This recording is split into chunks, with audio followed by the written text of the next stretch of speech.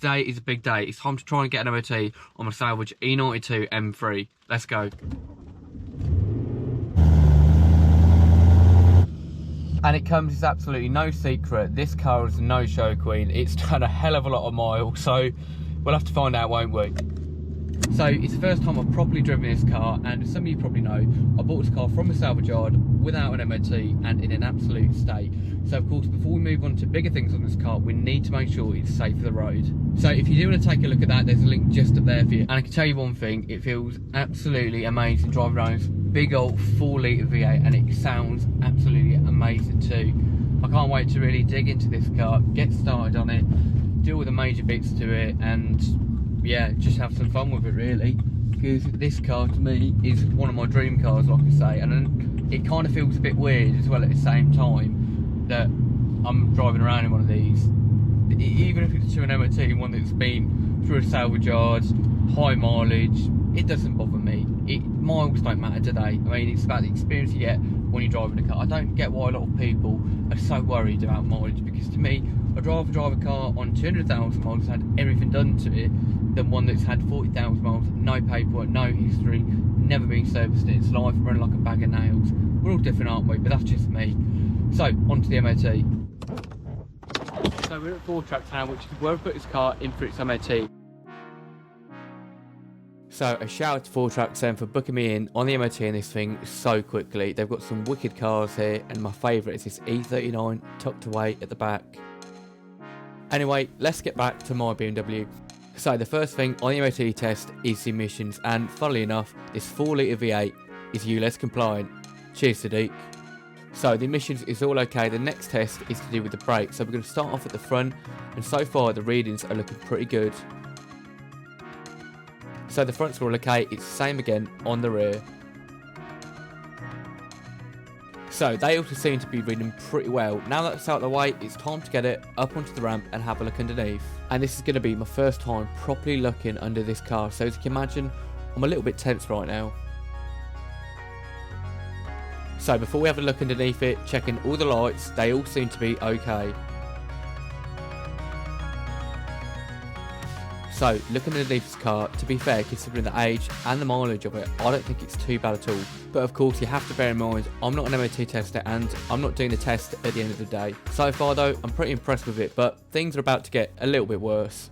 What I've just realised after looking underneath this car is that the sump is sitting way too low and too close to the subframe. That usually means the engine mounts haven't been changed, which also means it's quite unlikely that these rod bearings have ever been changed, which is definitely going to be something we need to do. And then on the next test of a visual inspection and checking for any play in the ball joints and the bushes, Ben found the first of the issues on this car.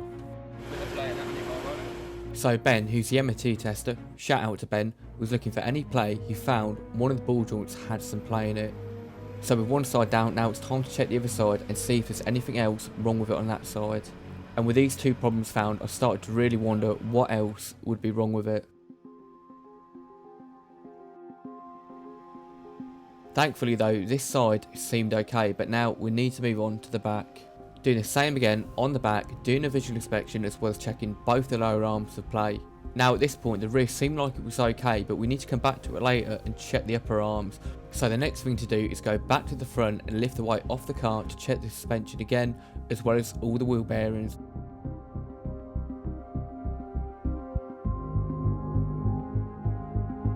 So after checking both of these and they all seem to be okay, we need to go back to the rear to do the same again and check the upper arms, which is where we found another problem.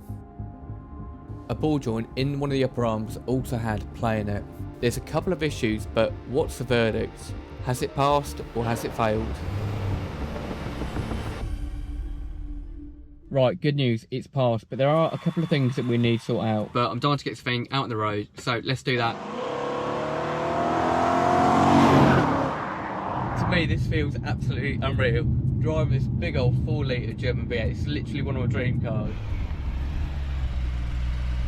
However, we do have a couple of advisories on this car which we need to sort out. Okay, so I've got 3 advisories on it. One is a minor defect, which is a chip in the windscreen, not an issue. We can sort that out as well. So one of them is an anti-roll bar linkage on the near side front, which is a passenger side front wheel. The ball joint on there has a slight amount of play, so I'm going to get another one of those and we'll sort that out. And the other one is suspension arm ball joint has a slight offside play in the rear upper, which we had a look at quickly, but it's down there on the back, and that shouldn't be too hard to do. Of course, these are all things that I haven't checked up until the point of its MOT, and apart from those, it's quite a clean sheet to be fair, so not awful, especially for the mileage on the car and the fact it's been for a salvage yard. So considering this car has done nearly 208,000 miles, I don't think this is bad at all. We've got 2 minor things which are wear and tear and a little chip in the windscreen. So of course, now we just need to get them sorted out. So what I'm going to do is I'm going to get another ball joint and another drop link, and we're going to replace them that way, as well as filling in the chip on the windscreen. And of course, following all of that, we'll move on to doing the rod bearings and a major overhaul on the mechanical stuff. Right, so I'm going to go and get these parts and we'll get started repairing it.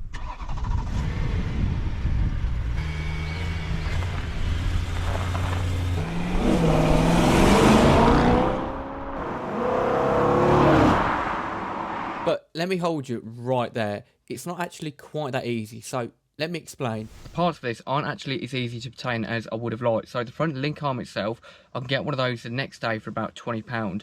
The rear ball joint itself, I can't actually get the ball joint separately, so I'm going to have to order the whole rear arm, and I found one of those for about £45 online. So that should be here in about 2 to 3 days, and I'll check back with you in about 2 to 3 days when everything's here. So I'll see you in a sec. Right, so I've got the control arm now. What we need to do to fit this is jack the car up, get the wheel off, and then we'll get started fitting it. Right, so to start off with, then we need to get this wheel off. And some of you probably remember that the first thing I did try and rebuild this car was get the front wheel off, and the lock and wheel bolt snapped completely off. So I've got another one here, £8 or £9 off eBay, and they've all got a code in them just in case the same thing happens to you. If you want to take a look at that, there's a link just up there. Anyway, let's get the wheel off.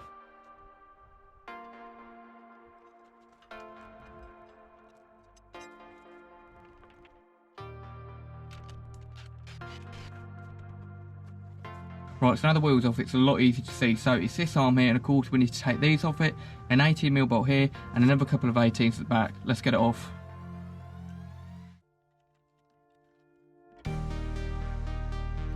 So it's a bit of a tricky space to get into, but with a pair of 18mm ratchet spanners and a bit of persuasion, it's fairly easy to get out.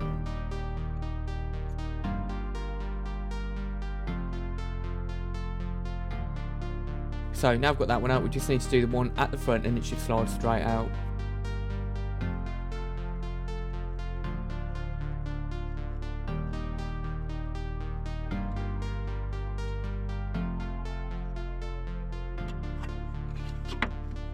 Right, so if you go like that with it, you can feel the little bit of play in there, and it's quite hard to notice, but if you do that, you can go and hear it click a bit. You can hear it a bit back to forth. And there's a little bit of play, so it's starting to go. So anyway, let's get the new one on. And if we were to do the same with this one, absolutely nothing in it. And of course it does go in that way to clear for the anti-roll bar. So we can wiggle that in, and they've been generous enough to give us new bolts. Look at that, fresh new bolts with it as well.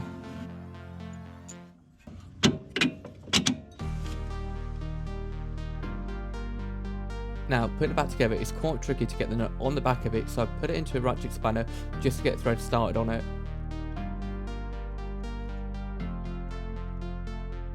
Now that's tight, we just need to put the bolt in back onto the hub, and to stop it from cross-threading, I'm just pushing the hub in a little bit to make sure it all goes in smoothly.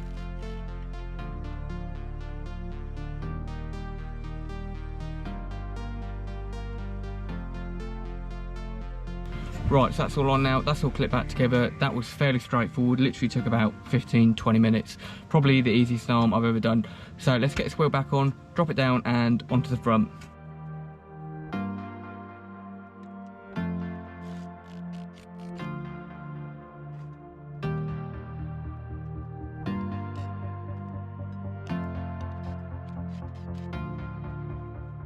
Right, the drop link then, just as easy, 60mm bolt here and a 17 on the back to hold it, and same on the bottom. So we'll start down there, then we'll do the top.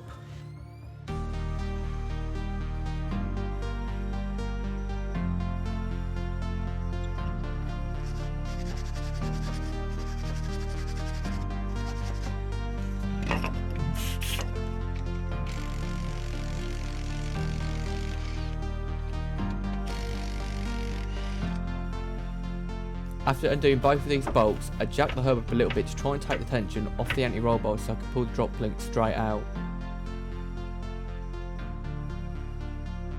Right, so we've got the new one here. As you can see, they're different on each end. Round bit goes in the top, just up there, and that bit with 17mm goes in the bottom.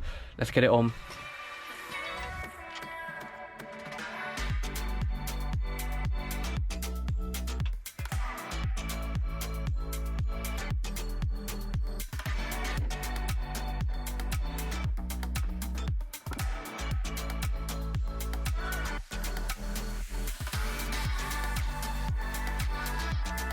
Right, so now that's all done, the last thing left to do is try and sort that chip out on the windscreen.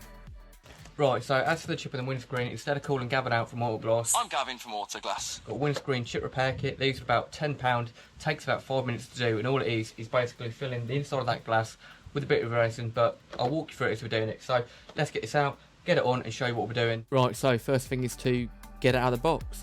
Then after that we need to try and pin out the little bits of glass in the chip. Next we need to put the fixture on, which is where we're going to put the plunger in to fill the glass with resin. So now we need to thread the plunger into the fixture and try and secure it against the glass. All we need to do is nip it up, and then after that we remove the needle and we put the glue in through the middle. Now the glue's in, we need to put that needle back in, screw it up, leave it for 10 minutes and then nip up just a bit more after 5 minutes and leave it for another 15. I didn't quite do it tight enough so it leaked out a bit, but if it does, it's not a major issue. You can always clean it up after. After 15 minutes up, we can remove the plunger from the middle as well as the fixture. A little bit will come out, but it's okay because we can just wipe it away. Now that's off, we need to put a bit more glue into the glass and a bit of the clear plastic film over the top of it to cure so it's flush for the rest of the windscreen. Now we're going to leave that to cure for another 15 minutes and then we'll peel that film off and scrape the remainder of it off with a sharp blade. So one final wipe down and that's the chip all repaired. And I can't say it's good as new, but it'll stop it from getting any worse. Right, so that chip's all sorted out now. As you can see, it's filled the inside of the glass and it's going to stop it cracking any further or getting any worse. So, we've done the drop link, we've done the rear arm, and we've done that. Everything it was advised on its MOT, it's all been sorted out now. So now what's all left to do, take it out on a test, see what it's like.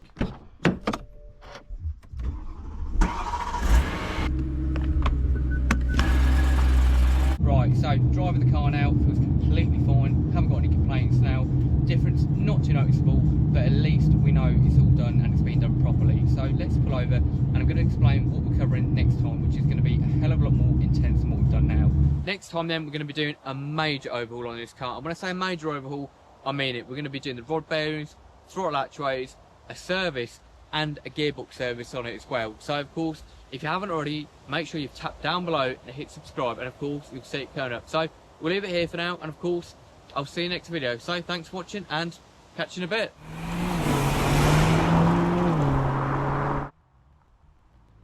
Oh no, I've got my camera. See you later.